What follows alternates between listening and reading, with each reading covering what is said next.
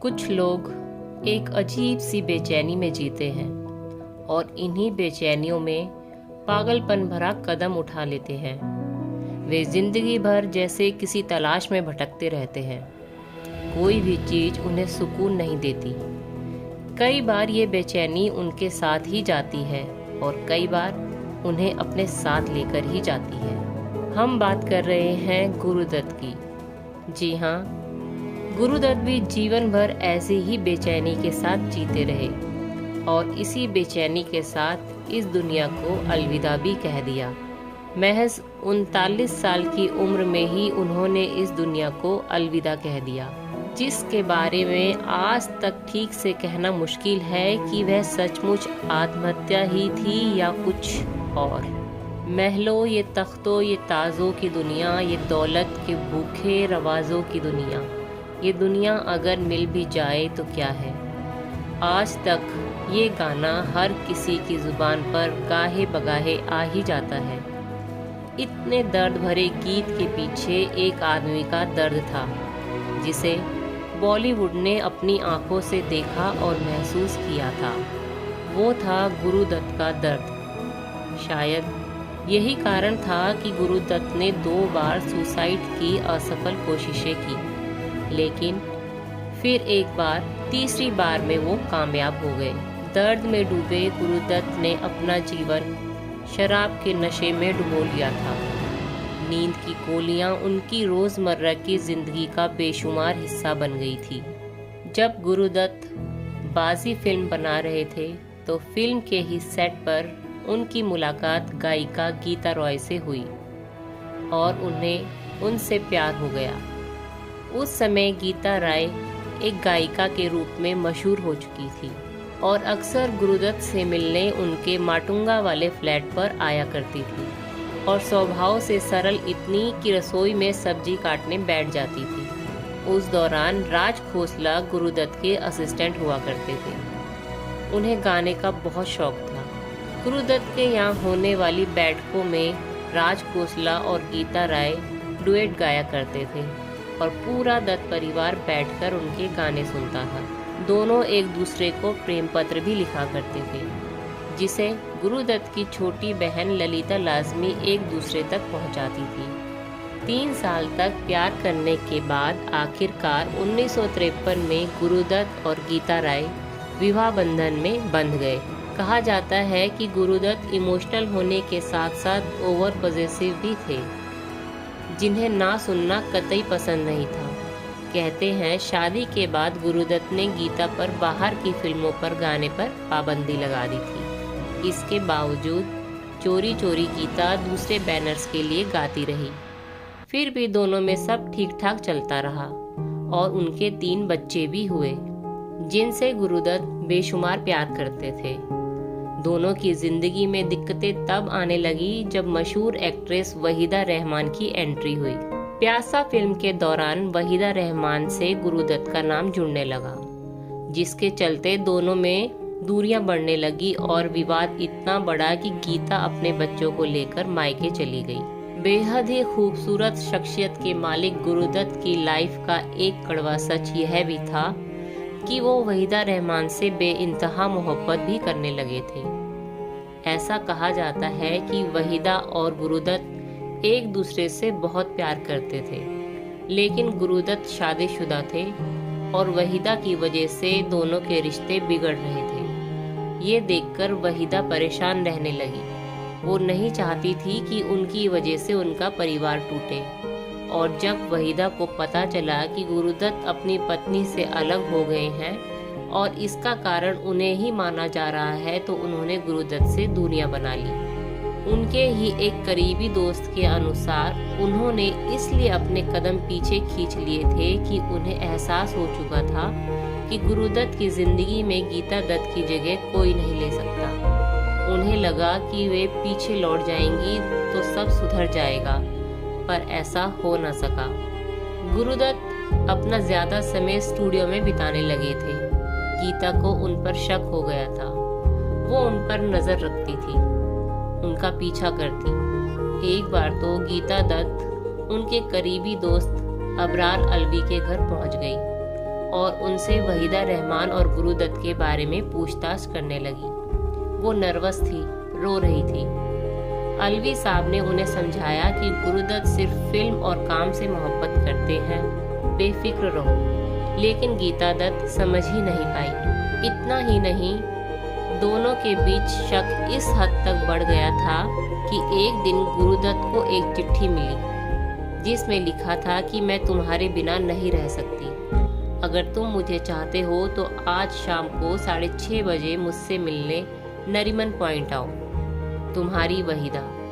जब गुरुदत्त ने ये चिट्ठी अपने दोस्त अबरार को दिखाई तो उन्होंने कहा कि मुझे नहीं लगता कि ये चिट्ठी वहीदा ने लिखी है। दोनों ने सच जानने की योजना बनाई। अबरार अपनी फिएट कार में नरीमन पॉइंट पहुंचे तो देखा कि गीता दत्त अपनी एक दोस्त के साथ एक कार की पिछली सीट पर बैठी किसी को खोजने की कोशिश कर रही है। पास की बिल्डिंग में गुरुदत्त भी ये नज़ारा देख रहे थे। घर पहुंचकर दोनों में इस बात पर जबरदस्त झगड़ा हुआ और दोनों के बीच बातचीत तक बंद हो गई। गीता दत्त अपने बच्चों को लेके अलग हो चुकी थी। उधर वहीदा ने भी उनका साथ छोड़ दिया था। इस वजह से गुरुदत्त डिप्रेशन में रहने लगे।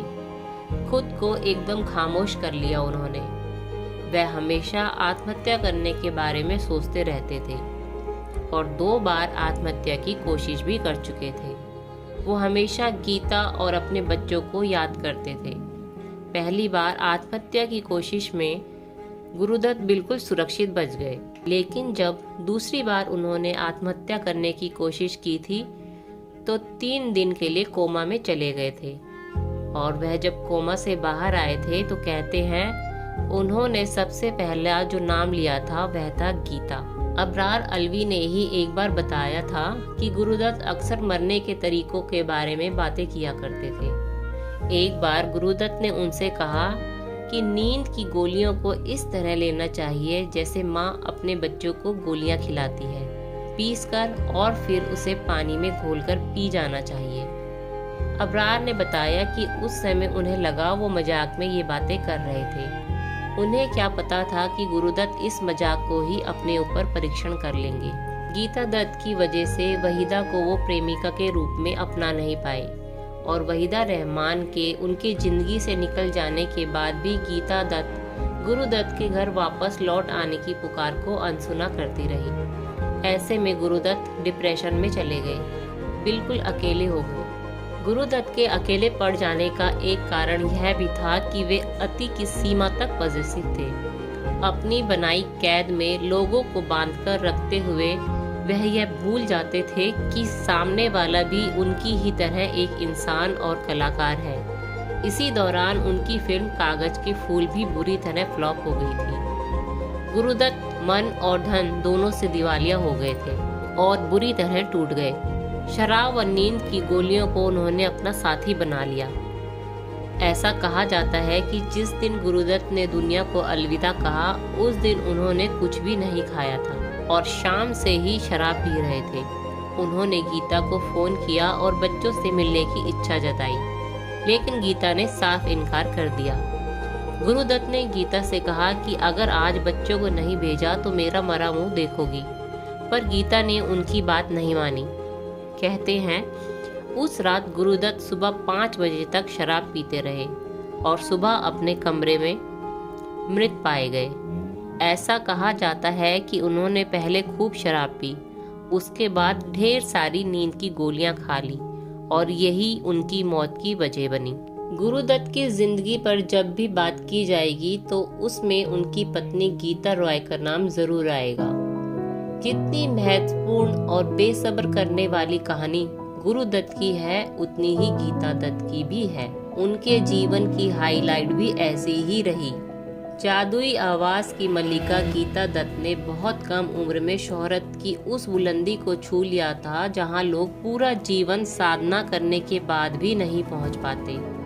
यही वजह है कि 6 दशक बाद आज भी संगीत प्रेमी उनके गाने दिल से गुनगुनाते हैं। सबसे बड़ी बात, गीता दत्त ने प्लेबैक सिंगिंग में उस दौर में अपना स्थान बनाया जब लता मंगेशकर शिखर पर पहुंच चुकी थी और सुरैया, शमशाद बेगम और नूरजहां जैसी गायिकाओं की भी तूती बोलती थी। गीता दत्त की आवाज़ गीतकारों, संगीतकारों को कितनी भाती थी, इसका उदाहरण यह है कि उनके लिए वक्त ने क्या किया। हंसी सितम लिखने वाले मशहूर शायर कैफी आज़मी ने कहा था कि उनके आवाज़ में बंगाल का नमक और दर्द दोनों है।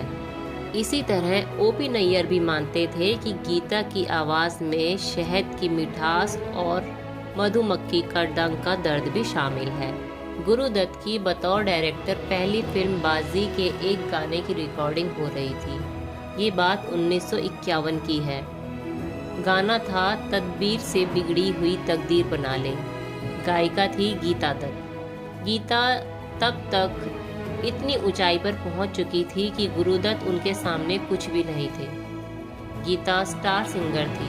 तब तक वे कई भाषाओं में 400-500 से या उससे भी ज़्यादा गाने गा चुकी थी। वो लिमोजीन में घूमती थी, समृद्ध जमींदार परिवार से ताल्लुक़ रखती थी और गुरुदत्त का बड़ा सा परिवार और छोटा सा घर।